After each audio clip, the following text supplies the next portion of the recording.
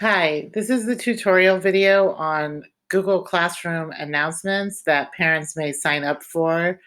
And I was going to run through what this looks like for you. I'm going to use my own son's example from May because as a teacher, I don't see the parent view. But once my son had Google Classroom as the main communication platform for his teacher, I suddenly got to see what the parents normally see when they sign up for this feature. So the Google Classroom announcement for parents is just a way to help you sort of stay in touch with what your students are doing in a class. And it's kind of unobtrusive. This way you don't have to nag them to tell you what they're doing.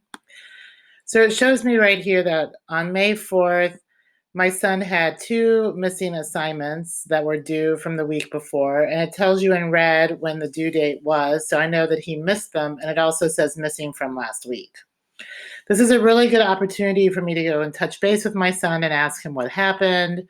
Or in this case, my son turned them in. He just did not submit them on Google Classroom like he was supposed to.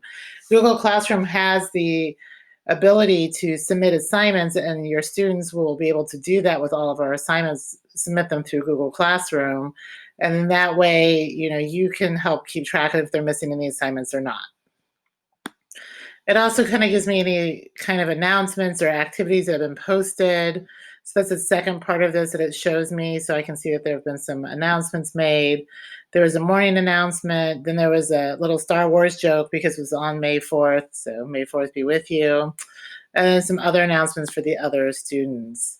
And this way I kind of know what's being told to them, and I can go check some things out. I get the username and password. If I really cared, I could go do some vocabulary.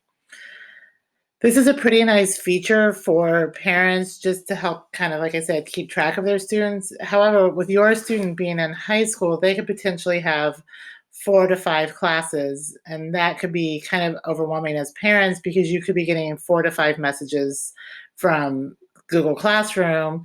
So you could be selective about who you want to be invited to. You could be like, oh, my student might be struggling in this class, or I really want to be aware of what's happening in this class.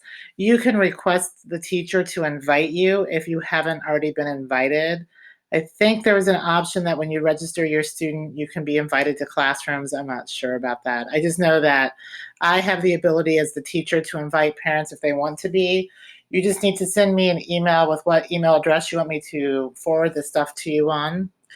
When I invite you, I will send you an email telling you that I invited you if you personally ask me to. And that way, if you don't see that email from me, then you know to go check your spam folder. It's always good to help check your spam folder just to make sure things aren't getting flagged coming from the school anyway, in case you feel that you're missing communication. And I hope you found this video helpful. And like I said, this is a really nice way to help keep track of your students without being too obtrusive.